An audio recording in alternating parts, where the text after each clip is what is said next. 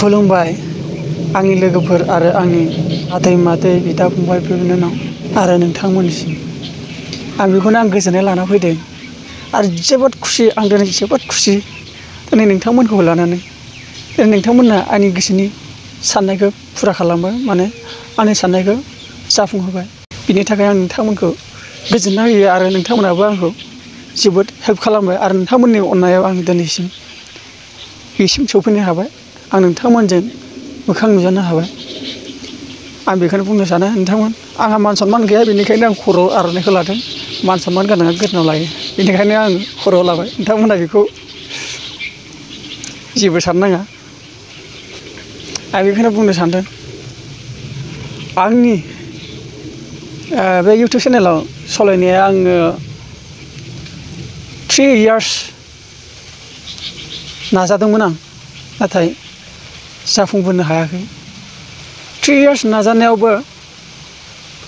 आं जाफुंबोनो हायैनि गेजेराव नैबे 2019 एप्रिलनिफ्राय आं नाजाबाय बे थांनाय बोसोराथ' थांबायानोसै नैबे 2019 निफ्राय आं नाजादों आरो ओमफ्राय नाजानानै दा आङो एबारसो साक्सेस जानो हादों आं नोंथांमोनखौ बुङो जायफोर बिथांमोना इउटुब चेनेल दंबा नोंथांमोना गोरलै नङा जेरै दुब्लियाव नांगोलजों मोसौजों मै होनानै जेनेखा खामानि मावनानै जायो थिग इउटुब चेनेलाबो बेफोरबादिनो नोगोद खाथिनि दं जोबोद खाथिनि दं बहुद साननांगौ जाना फैयो आंनावबो मोननै मोनथामसो बहुद माबा जाना फैदों बेखौ जों मोजाङै खिन्थानो हाया बिसोरो ओजों गुदियाव माबायो हमो आरो बहुद रुल थायो इउटुब चेनेलाव भिडिअ बानायनायनि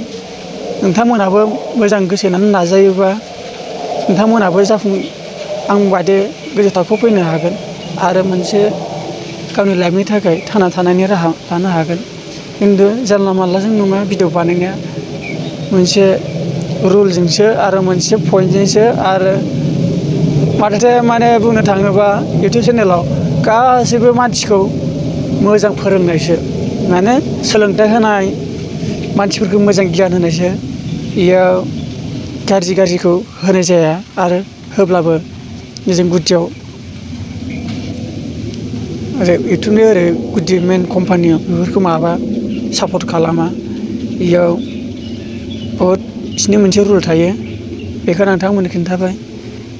उनफ्राव आरो नोंथांमोननि माबा मोनसे सोंनो दंब्ला आरो नोंथांमोन आंनिफ्राय माबा मोनसे हेफाजाब नांगौबा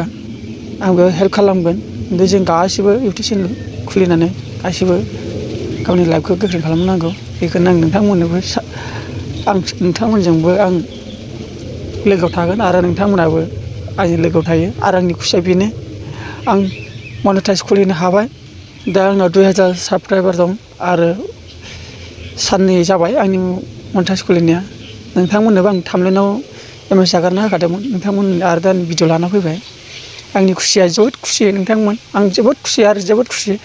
माने जोबोद खुसि आरो बेबादि खुसि आं मोनफेराखैमोन दिनै आंनि नाजानायाव आं जाफुंबाय होननानै गावखौनो सानना लाबाय दिनै बेखायनो आं नोंथांमोननो फोरमायबाय